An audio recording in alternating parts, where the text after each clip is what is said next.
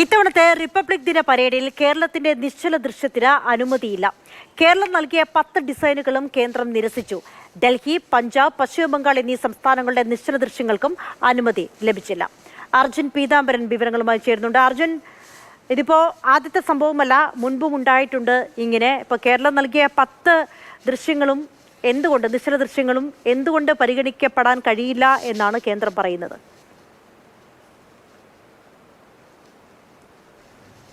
അഞ്ജിത, കൃത്യമായിട്ടുള്ളൊരു മറുപടി കേന്ദ്രം നൽകിയിട്ടില്ല എന്നുള്ള കാര്യം തന്നെയാണ് വ്യക്തമായിരിക്കുന്നത്. ഈ 10 ഡിസൈനുകൾ എന്ന് പറയുന്നത് കേരളത്തിൻ്റെ ഭരണ നേട്ടങ്ങൾ കാണിച്ചുകൊണ്ടുള്ള 10 ഡിസൈനുകളാണ് നിശ്ചല ദൃശ്യങ്ങളായി കേരളം സമർപ്പിച്ചത്. ആ 10 ഡിസൈനുകളും നിരസിക്കപ്പെട്ടു.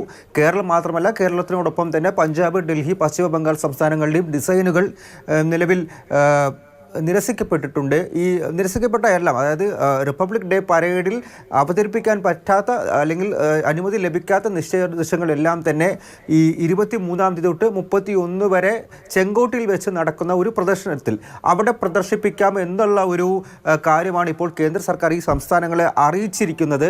അതിൽ ഒരു തീരുമാനം ഇതുവരെയും കേരളം അറിയിച്ചിട്ടില്ല. പക്ഷേ പഞ്ചാബ് നേരത്തെ തന്നെ ഈ റിപ്പബ്ലിക് ഡേ പരേഡിനെ തന്നെ രാഷ്ട്രീയവൽക്കരിക്കുന്നു എന്നുള്ള കാര്യം ആരോപിച്ചുകൊണ്ട് ആ ഒരു പ്രദർശനത്തിൽ നിന്നും മാറി നിൽക്കുകയാണ്. സാധാരണഗതിയിൽ ഒരു 16 സംസ്ഥാനങ്ങൾക്കാണ് ഇത്തരത്തിൽ നിശ്ചല ദൃശ്യങ്ങൾ അവതരിപ്പിച്ച് ഈ റിപ്പബ്ലിക് ഡേ പരേഡിൽ നിശ്ചല ദൃശ്യങ്ങൾ അവതരിപ്പിക്കാനുള്ളൊരു അവസരം കിട്ടാറുള്ളത്. അത് 2020-ലും ഇതേപോലെ തന്നെ കേരളത്തിന് നിരസിക്കപ്പെട്ടിരുന്നു. പക്ഷേ 2021-ലും 2022-ലും കേരളത്തിൻ്റെ നിശ്ചല ദൃശ്യങ്ങൾ ഈ റിപ്പബ്ലിക് ഡേ പരേഡിലുണ്ടായിരുന്നു.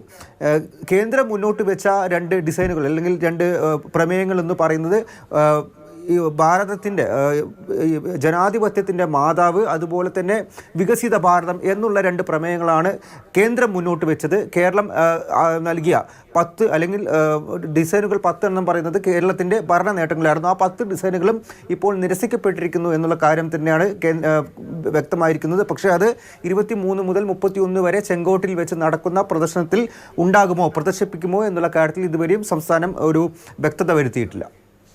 ശരി, അർജുൻ പീതാംബരനാണ് വിവരങ്ങൾ നൽകിയത്.